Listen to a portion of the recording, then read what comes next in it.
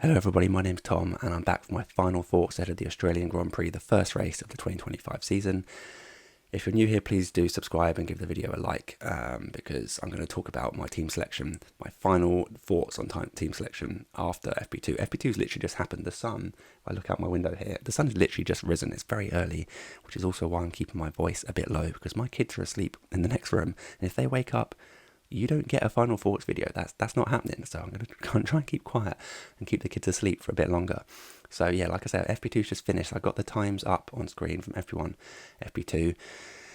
From what I've seen in FP2, Williams are suddenly exciting. Sainz setting good times. I don't think Sainz set a soft tyre run in FP2, although I could be mistaken. I think Albon did, and they got like dead heat times plus 0.863, kind of interesting. But yeah, overall, my kind of key takeaways are McLaren look, as expected, very strong. Ferrari also look very strong, maybe even stronger than we kind of anticipated. Particularly in a minute, we're going to have a look at the race pace simulations from over on Twitter and have a quick think about how that might affect things. But yeah, Ferrari looks strong, McLaren looks strong. Red Bull, not impressive, but again, we don't know like fuel loads and engine modes and that sort of thing. Red Bull are notorious for turning down their engines on a Friday. So the times from the likes of Verstappen and Lawson don't look great, but they are pretty consistent. Verstappen's still thereabouts, and his race pace looks decent, as we'll see in a minute. But yeah, Lawson, again, as a semi-rookie growing into the weekend, maybe he's just, being a bit careful and he'll push it a bit more in FP3. It'll be very interesting to see what happens in FP3, as well as getting some of the driver interviews, because I'm recording this immediately after FP2, so I don't know what the drivers have said at this point, so it'll be very interesting to read up on that through the day. But yeah, overall, the only other real surprises are kind of Racing Bulls look particularly strong, particularly in FP2, as you can see the times there. And yeah, like I say, the Williams also look strong. So I'm going to flick it over to the race pace simulation. I'm just going to move myself down here somewhere. Is that acceptable? Something like that. That'll probably cover it. So I'm going to move myself down here so you can have a look at the race pace simulations. This is from just a snapshot taken from a Twitter account called Break Boosted. So thanks for this. There's plenty of accounts out there on Twitter which post various race pace simulations, or you can probably work out yourself if you have the timings from F1 TV or wherever it comes from. But yeah, I think this is a really nice presentation, so I thought I'd share it with you. You see down the bottom, like beneath where I'm floating here, you can see the times down the bottom. You can see in the pinky purple colour, you can see Norris with the 21.921. That is the fastest of the race pace simulations. Of course, again, big caveat, we don't know fuel loads, etc. So we don't know exactly how accurate these times are, as well as tyre age. Break Boosted sort of captioned underneath this tweet that he sent out, or post, whatever you want to call it, that Verstappen's tyres during this race run, because they look really impressive, 22.0 is extremely fast, but his tyres were 10 laps fresher than Leclerc for comparison. So Leclerc at 22.1, Verstappen at 22.0, but Verstappen with much fresher tyres. That just makes me think that actually, yeah, the Ferraris are kind of the real deal around here. Again, this is in the nice warm, toasty conditions that the Ferraris kind of have liked in recent times. So when it comes to Sunday and it's pouring with rain, is that going to impact them? Likely. What's really interesting to me, other than the fact that McLaren and Ferrari both look really strong, is first of all, Lawson doesn't look very strong, but again, it could be like growing into the weekend, but he's way off the pace at the moment. So I mean, we're not expecting him to just be like smashing it straight away, but it's still like, about a second and a half off the pace. It's pretty underwhelming if you're trying to back the Red Bull as a constructor, for example. What's really interesting for me is on the hard tyre, Russell and Antonelli setting really quick times. Again, I don't know about the tyre age thing. I don't know if there's any tyre differential here between them and the other guys, but on the hard tyre, setting 21.9, almost as fast as Norris himself, that is George Russell, with a slightly shorter of the long run here. And Antonelli, really, really impressive. You compare this to Lawson, who's on the medium tyre, doing a 23.4, Antonelli just storming in there at 22.0. That's really impressive, I have to say. So yeah, in terms of race pace, again, take this with a bit of a pinch of salt. We don't know all the conditions that the cars are running. We don't know all those factors, and it is just practice, but this is kind of all we have to go on. So first thoughts from here are very interesting. McLaren, Ferrari look strong, as do Mercedes. Red Bull slightly lower down on my radar for this weekend. So let's bring it over to the team selection and see how it's going to affect our team. So I brought it over to my team one here, and this is again still that same team that I drafted up about 10 minutes after the game launched, and I feel like I might just well be going into into the actual deadline with this team, which is quite remarkable. All the analysis and everything that's gone on. It's kind of funny that I might be left with this team, but there we go.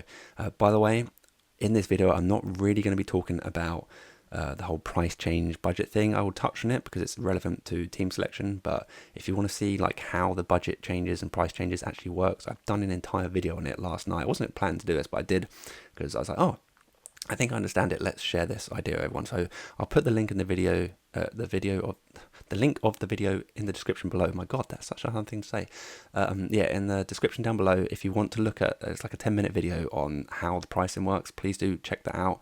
Maybe look at that and then come back to this. I don't know, but however you want to do it, if you're interested in how the pricing works, do click on that video. But for now, I'm just going to look at this team. And again, I feel like my first thoughts straight away is actually, do I just click on the X on Bearman? The Hazes have just really been unimpressive, underwhelming, and the fact that Bearman had that crash and has had basically no run-in at all. I mean, yeah, we know Bearman can jump in at last-minute notice and do a good performance like we saw last season, but are we, expecting him to actually do much after no run-in, pretty much no run-in FP1, FP2? He should get some run in FP3, yes, but then it's a potentially very wet race on Sunday. So how much faith do you actually have in going double Haz? I'm not sure. What's interesting to me more so actually is potentially bringing in a Hajar here, because the racing balls did look pretty decent. But we'll get into that in a second anyway. Let's talk about the main kind of bulk, the backbone of this team. I still really like it because, as we've just seen from the race-based simulations, it kind of ignores Red Bull, which I'm not too fussed about at the moment, although, again, ignore Verstappen at your peril, I know. We can't have everyone. We only have 100 million, so let's try and work out what we can do with it. I'm kind of discounting Red Bull for my thoughts at the moment. We'll see what happens in FP3, etc., etc. But I really like Piastri as a two-time still. He's quite significantly cheaper than the likes of Lando Norris at 29 million there, so 6 million cheaper, and because he's slightly cheaper as well, it means he's potentially got stronger potential to go up in price compared to Lando Norris because of how the whole points per million things work.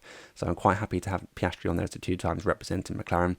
Again, I would really like to have McLaren as constructor, but I just can't really get there with Piastri. I can't do Piastri plus McLaren and also have another big constructor like Mercedes.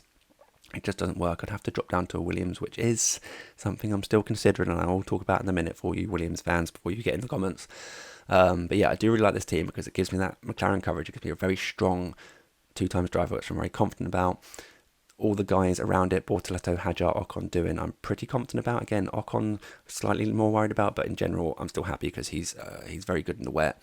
He's generally good for overtakes. The Haz, yes, we have concerns, but now that I'm not doubling up on Haz potentially by bringing in Hajar instead, then I'm still quite happy to have Ocon and doing, again, Aussie home race. Alpine looks fairly strong, kind of as expected, the Alpine. So I think, yeah, I'm pretty happy with that. And then Bortoleto, I anticipate him to qualify quite low down. Let me just bring up, sorry, I just realised I've got this image here. So you can see FP1, FP2 times over on the right-hand side. Sorry, I should have put that up earlier, but there we go, just for reference. Yeah, we can see Bortoleto kind of down, fairly far down the bottom in both FP1 and FP2. So I'm quite happy for that because it means he'll probably qualify low. And particularly in a wet race, as long as he doesn't DNF, then maybe there'll be a few DNFs ahead of him. Maybe with the wet conditions, it might suit him and he can make some overtakes. So I'm really happy to have Bortoleto probably starting right near the back and making some positions gained. So yeah, driver wise, I'm really happy with this. Constructor wise, also really happy. Again, we've seen the Ferraris look particularly strong. Hamilton being like pretty close, particularly in FP2. What was the exact times? Clerk set the headline time 1:16, so he was only 4/10 off. I can't read it. The text is very small from where I'm sitting here, but yeah, he's still very close to Leclerc considering he's brand new to the car and Leclerc's been there for years. Hamilton looked decent. Leclerc looks extremely decent, and again that's just the headline times because when we go back to race pace, you can see Hamilton here 22.2, Leclerc 22.1. Like the fact that Hamilton's only a 10th off there in terms of actual race pace, and we know Hamilton is particularly strong during the race, especially of late. He's been really impressive in the race conditions, as we know. It seems like such a stupid thing to say. It's like, oh, Lewis Hamilton is good in a race. It's like, yep, great analysis there, Tom. Moving on with our lives now. Yeah, but my what I'm trying to say is that Ferrari, again, kind of filming your confidence. Again, though, we'll caveat this with the fact that it's likely to be wet and much cooler on Sunday. And is that going to really impact Ferrari? It does concern me for sure. If I back the Ferraris, it does concern me about that. have they got on top of their operating window? Can they get those tyres heated up well enough in those cooler conditions? I don't know. We don't know. We'll see what the drivers say in post practice interviews, etc. Maybe we'll get a bit more of a feel for it. But otherwise, in general, I'm very happy with the Ferraris. And then Mercedes as well, as we saw, have looked quite decent in practice sessions. So this is really good in terms of gaining points. And because of the whole budget thing, like I said, I've done an entire video on it last night if you want to go have a look at it. Because of the budget thing, we don't really know exactly if that's the way it's going to work, because the way it works out is it's quite a weird way of calculating price changes, and I'm not sure it's really sustainable due to the huge inflation we're likely to see from race week 3 onwards. Like basically everyone's going to just keep rising in price. I don't really understand it, so I feel like we're missing something that the developers haven't. There's some missing ingredient to the formula of the algorithm which perhaps we're missing, and it makes me a bit more reluctant to kind of go down this budget building road. However, if I bring it back to my kind of 3 team selections here, and I say I still think, as my thoughts develop, I'm still quite close to between these teams as to where my final kind of thoughts lie. But I do really like this first team. The second team I also really like, but I want to talk briefly about the Williams team because of this whole budget thing, and I think that there's a chance that the Williams do offer some good value in terms of gaining budget because of the way it works and the points per million required. The Williams only really require like around about a point per million to actually get an increase. I think they only need like 15, 16 points or something like that to get an increase of 0.6. So it's actually really nice. So, but is Sainz likely to get that many points? Is Sainz going to score like 15 points or whatever it is to get the rise across the weekend? I'm not sure Sainz is going to score 15 points unless unless something good happens. I know the Williams looks strong and looks good, but I'm not sure it's that good. I still think the Williams are not going to be really necessarily pushing into the top 4 constructor slot. So, but as a constructor, I think there's a good chance that the Williams can score as many points. Sainz and Williams are the same price here, 13.1. And the fact that they only need sort of 15, 16 points off the top of my head. In fact, why don't we bring out the calculator to try and work out? I think it was, let me try and remember the formula. So it's 3 times the score, 3 times the price. So we do 3 times 13.1 equals 39.3. So 39.3, if they say it's going to score 15 points, divide that by 39.3. Okay, so it's probably 16 then. 16 divided by 39.3. Yeah, so they need 16 points, I believe, because they need to get above this 0.4 points per million to get the price rise. So Sainz and Williams will both need to score 16 points. I think this is how it works out. I'm not a mathematician, and I think this is how it works. So I think they need to get to 16 points to get that 0.6 rise. And I'm not convinced that Sainz can do that. And as for Williams, I think they probably can, but I'm still not filled with confidence. So and the fact that we don't know that this whole pricing structure is actually the way it works, I feel like there might be something missing, despite it being 100% accuracy with the dummy data that was seen the other night. So yeah, I'm still not convinced by this whole Williams thing, and I know there'll be lots of people clamoring for various different builds in order to build budget, but the fact of the matter is we are very much gambling with the unknown here, and I know that's the whole fantasy concept as a whole, but for the first couple of races, particularly with the sprint in China, I'm still thinking playing a bit tentatively and looking more for the points because of the sprint race in China. More points on the table, and just kind of go with a safer team like Team 1 or Team 2. Again, I like the McLaren constructor here in Team 2, I like the Mercedes constructor, and I like Russell. It seems like a fine option. It's tight for me between Team 1 and Team 2 here. I think I'm probably going to go with one of these, but again, I've got a whole full day ahead of me now to look at driver interviews, more data that's coming out from the practice sessions, and of course we've still got FP3 as well. So right now, if I had to pick, if the deadline was in 2 minutes time, I think I would now, it's almost like a coin toss. I think I'd edge towards Team 1 at this point, but I still really like Team 2. I'm really flitting between the two. And again, sorry, I think I should probably update this because I'm preferring right this minute Hadjar over, let's just save this. So let's just confirm that. And then we got that. There we go. So yeah, I'll probably do the same for this team as well, actually, but I can't. It won't let me change it because I tried to click on manage team and I literally can't because the website's stupid. Luckily, I can do it on my phone app. But there we go.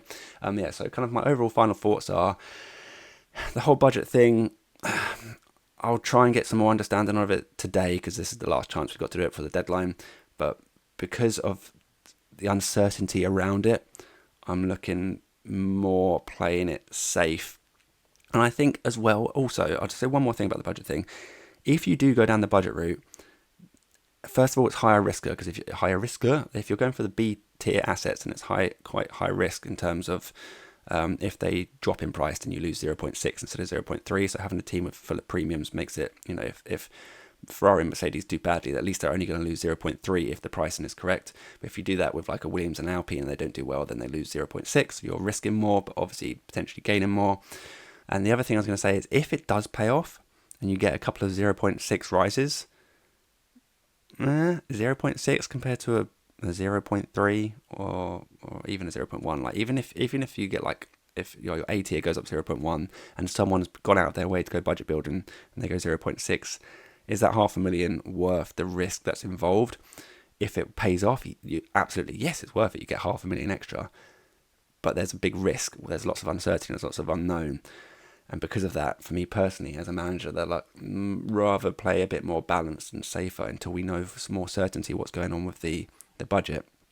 Then I think I'd much rather go run these team 1 or team 2. And I think that's where my head is at the moment. So hopefully all of what I've said kind of makes sense and feels kind of justified in my own head, at least at the moment. But like I say, we've got the whole day ahead of us to analyse further. But these are my final thoughts. I still haven't decided if I'm doing a deadline stream again. I haven't seen much love for the idea of a deadline stream in the comments. So if people are not interested, then I'll just happily kind of sleep a bit closer to the deadline and then wake up and lock my team in for the deadline. But if you're really interested in the deadline stream, I suppose I could set my alarm a bit earlier and get it done. But we'll see.